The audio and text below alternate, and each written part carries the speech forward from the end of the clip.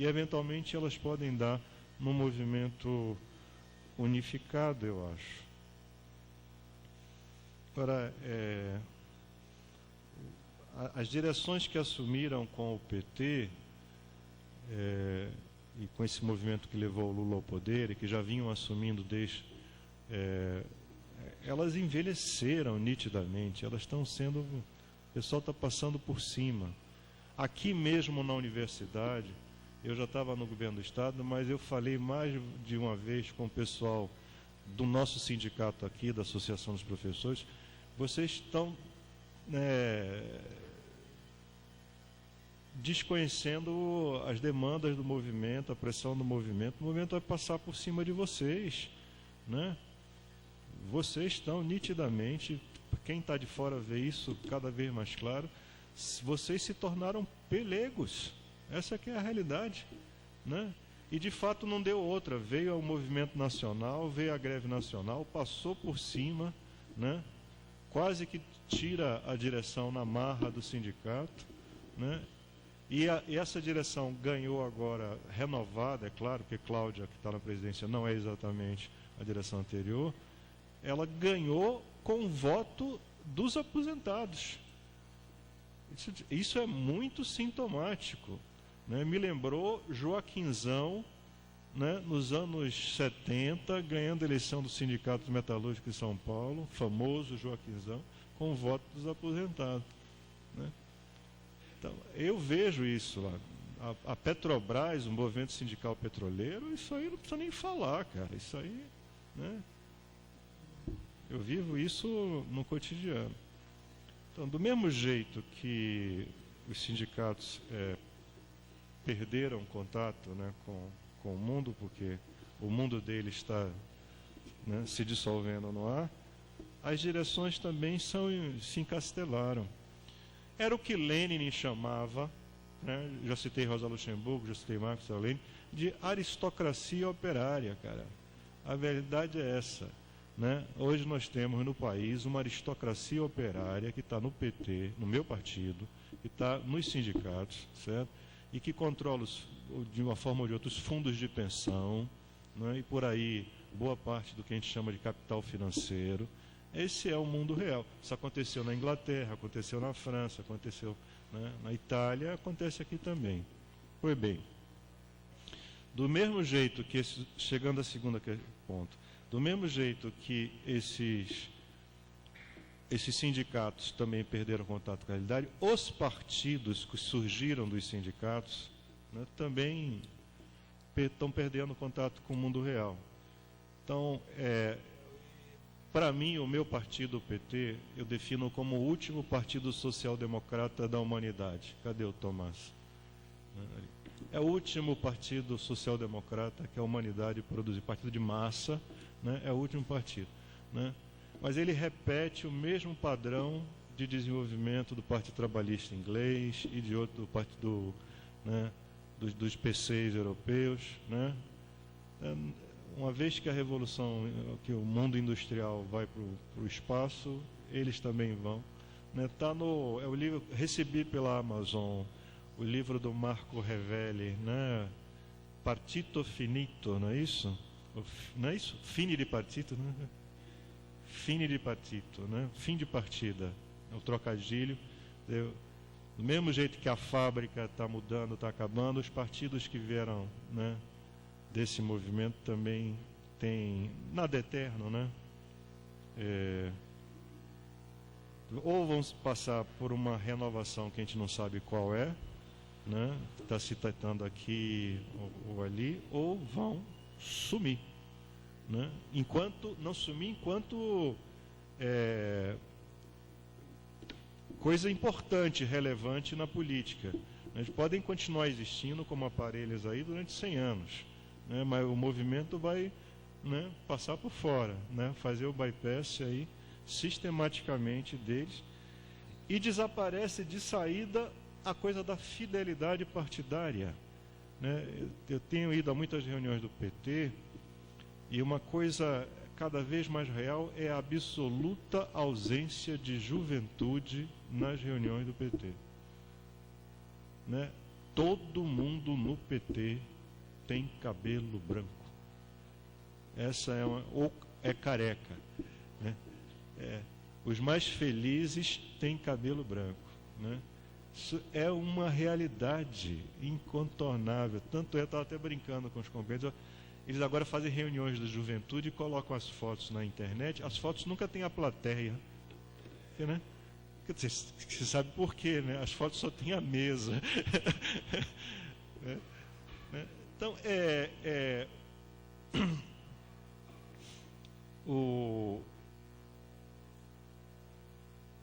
possível uma sociedade, é possível uma política, é possível uma democracia sem partidos, né?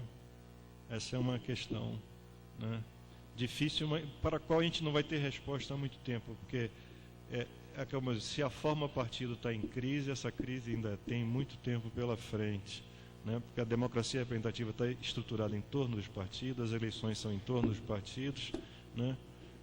Os partidos tentam se autoconservar, mas a crise.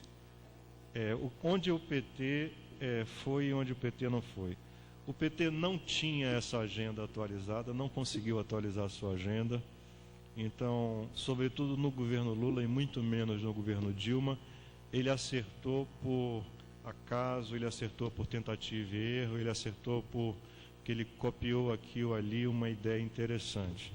Se a gente quisesse definir as 3 grandes pautas que a gente tem hoje no planeta, do ponto de vista da esquerda, dos movimentos, da multidão, a gente poderia acompanhar o Negri, acho que no Império, qualquer coisa, e dizer, olha, são a renda mínima, universal para todos, a garantia do acesso aos novos meios de produção, né? Vale dizer, fundamentalmente, educação pública e gratuita para todos e acesso às redes, né? Acesso às redes para todos, que com essas 2 coisas, educação e acesso às redes, a garotada se vira, né? E a terceira é o que eles chamam de passaporte universal, que traduzindo, né, para uma realidade mais urbana, seria a questão da mobilidade. A mobilidade interurbana, né, e a mobilidade interurbana. Aí eu estou fazendo uma adaptação, porque na verdade a palavra de ordem seria passaporte universal. O que significa isso? O direito ao trabalho a ser tão nômade quanto o capital é. O capital tem toda a liberdade para ir para onde ele quer, e ele vai atrás dos salários menores, etc., dos incentivos fiscais maiores, e o trabalho não, ele tem que ficar, né, preso dentro dos seus mercados nacionais e só sai como imigração clandestina, a não ser naqueles países que são mais abertos à imigração. Aliás, en passant, um parênteses, esse é um dos grandes debates que nós brasileiros vamos ter que enfrentar. Porque nosso país é um país fechado à imigração estrangeira desde os anos 30, desde Getúlio Vargas. E está chegando a hora em que a gente vai ter o caso do Mais Médicos agora, esse escândalo que é, mais uma vez, um movimento sindical, né, com um ponto de vista absolutamente corporativo. No caso, né, me perdoem os médicos, no caso a máfia de branco, né, para usar a expressão correta, contra a abertura do mercado de trabalho ao trabalhador estrangeiro, que só é aceito aqui sob a forma do trabalho clandestino de bolivianos em São Paulo, produzindo nas fábricas a roupa que a gente veste e compra na Zara, aí no shopping center, né? Ou em outras boutiques também, né? Esse fecha o parênteses. Então, se a gente quiser traduzir de outra forma essa coisa do passaporte universal, do termo do mercado nacional, seria o acesso à mobilidade interurbana e à mobilidade intraurbana, porque as pessoas para trabalhar precisam ir de cidade para cidade, porque as pessoas para trabalhar precisam se deslocar na cidade. Pois bem, o que o PT fez? Não avançou na direção da renda mínima universal. Pelo contrário, durante boa parte do tempo se dividiu, comprou o discurso da direita, da grande mídia, isso é para os preguiçosos, nananana. Foi o Lula, aí de forma, como se diz, empirista, que chegou ao Bolsa Família, percebeu a revolução que o Bolsa Família implicava, sustentou, saiu daquela coisa maluca herdada de FHC, da mulher de FHC, esqueci da professora Ruth, fome zero, daquela cesta de produtos, né, e unificou no programa Bolsa Família. Mas até agora a gente não deu o passo seguinte, quer dizer, não, o Bolsa Família é o início de um processo que é a garantia da renda mínima universal, né? Que, como dizia toda a tradição, né, de debate sobre esse tema, é a passagem para o comunismo, né? Isso não sei o que eu estou dizendo, mas toda a literatura. Segundo ponto, avançamos também alguma coisa, mas estamos longe, que é o acesso aos meios de produção novos. Aí há muito avanço, eu acredito, no campo da educação. Eu acho que o REUNE é um avanço, o ProUni é um avanço, né? Indiscutivelmente houve ganho, mas é muito pouca coisa ainda, né? Em termos de qualidade, hein? As cotas, sim, bem lembrado, as cotas, né, nas universidades, mas existe um déficit gigantesco no ensino médio, né? Há alguma tentativa também aí com o ensino técnico profissionalizante. Enfim, mas estamos longe da universalização do ensino médio, quando a Coreia do Sul já está discutindo, está implantando, na verdade, implantando a universalização do ensino superior, né? E nós estamos aqui ainda discutindo a universalização do ensino médio e a qualidade no ensino. No acesso às redes também se avançou muito pouco. Nós nunca tivemos uma política clara de garantia da internet, da banda larga, da Wi-Fi para todo mundo.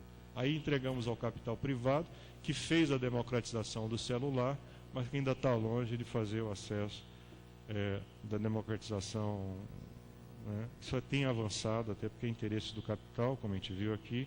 Então, e temos essa grande dívida, certo? Que é a dívida da mobilidade.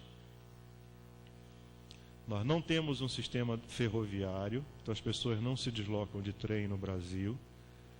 Então, nosso sistema aeroviário é podre, né? Toda vez que a economia cresce, nós temos aeroportos estrangulados, né? Como a proporção é 1% do PIB, 3%, 5% de crescimento do transporte aéreo de passageiros, porque as pessoas não viajam por prazer, viajam para trabalhar. Você chega no avião hoje, pode ser no verão, se você viaja no avião, metade das pessoas estão ali com o helicóptero trabalhando, desde o operário que viaja para fazer a manutenção, né, de uma máquina em outra cidade, até o intelectual que está indo participar de um debate sobre o comum, né, na Faculdade de Arquitetura na Bahia. Então, não conseguimos resolver esse problema, e muito menos, e as explosões de junho estão aí, a questão da mobilidade intraurbana, né? Uma cidade como Salvador não tem 1 quilômetro, tem 1 metro de metrô funcionando, né? Um projeto. As cidades brasileiras estão todas, né, estagnadas. E aí, Coco lembrou outro dia, finalmente vi sua apresentação lá na Perseu Abramo, lembrou lá num fórum do partido, do PT, como é cruel hoje no século XXI a aliança entre os sindicatos metalúrgicos do ABC, centrados em torno da indústria automobilística, certo? E a Federação das Indústrias do Estado de São Paulo. Porque esse é o mundo real de hoje. Nós temos um governo do PT, certo? Que é sustentado por uma aliança entre os sindicatos dos metalúrgicos do ABC, aquele que deram origem a Lula, certo? E ao PT, certo? E a Federação das Indústrias de São Paulo, que ainda é nucleada pelo capital da indústria automobilística. Essa aliança cruel, né, impõe em pleno século XXI o modelo de transporte individual do automóvel nas nossas cidades. E é contra essa aliança cruel que a garotada está se rebelando com toda e absoluta razão. Muito obrigado.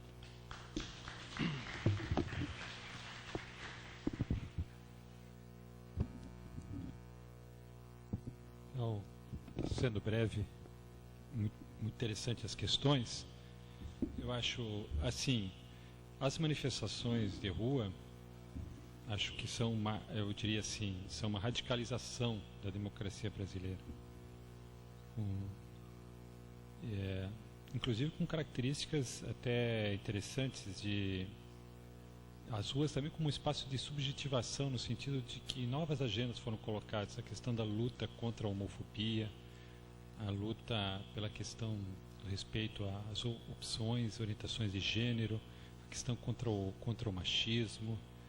É interessante perceber que essa agenda também esteve na rua.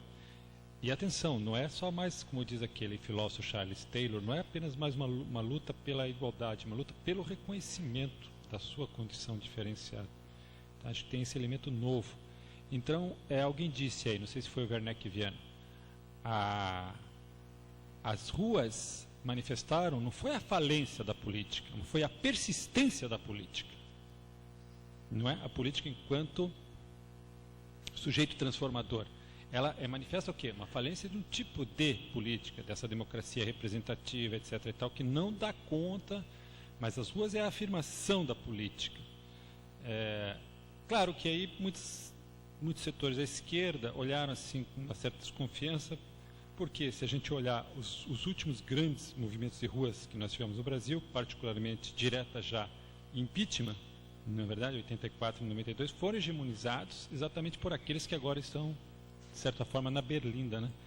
Então, a esquerda, ela perdeu a direção das ruas, e isso incomoda, né? Porque ela sempre se arvorou como uma portadora do projeto emancipatório. Então, ela se sente incomodada, por isso que ela foi refratária, por isso que a esquerda organizou, né, o seu ato de rua, né? Nós comentávamos ontem, houve o 17 de junho e houve o 17 e 11 de julho, né? Que o MST, as centrais, né? Alguns partidos organizaram exatamente para colocar a sua pauta, a sua agenda. Mas eu acho que o desafio aqui é os partidos dialogarem com esse movimento, que eu acho que só tende a ganhar. E eu queria, inclusive, fazer, o companheiro falou do movimento sindical, uma ressalva aqui. O movimento sindical brasileiro tem todas essas contradições, etc. e tal, mas nesse momento ele está travando uma luta muito importante, que eu queria fazer uma manifestação pública aqui, do reconhecimento da luta das centrais sindicais, particularmente da CUT, que é a luta contra a PL 4.330, que é terrível, não é?